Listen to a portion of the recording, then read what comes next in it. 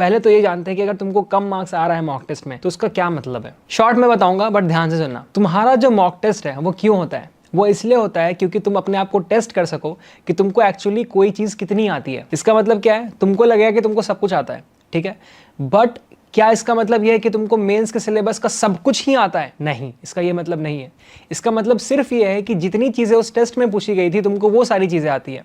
But क्या mains के exam में सिर्फ एग्जैक्टली वही चीज़ें पूछी जाएंगी जो कि तुम्हारे उस मॉक टेस्ट में आई थी? The answer is no. हो सकता है कि तुम्हारे मेंस के एग्जाम में कुछ ऐसे क्वेश्चंस आ जाए जो कि तुमने कभी मॉक टेस्ट में अटेम्प्ट ही नहीं किया हो। ढेर सारे ऐसे क्वेश्चंस आ जाए एंड तुम उनको मिस कर दो। तो तुम्हारे मॉक टेस्ट में अगर तुमको फुल भी मार्क्स आ रहा है ना, तो इसकी कोई गारंटी नहीं है कि तुम मेंस के एग्जाम में फोड़ दोगे।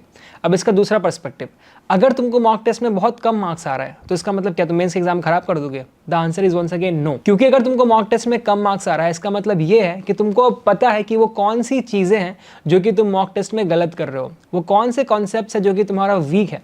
एंड अगर तुम हर मॉक टेस्ट के बाद उन कॉन्सेप्ट्स को अच्छे से रिवाइज कर लो, उन कॉन्सेप्ट से स्ट्रॉन्ग कर लो, एंड तुम ये मेक श्योर करो कि तुम उन कॉन्सेप्ट्स में कोई भी गलती आने वाले टेस्ट में नहीं करोगे, तो वो गलतियां तुम्हारी मेंस में एडवांस में रिपीट नहीं होगी एंड तुम्हारा सिलेक्शन हो जाएगा।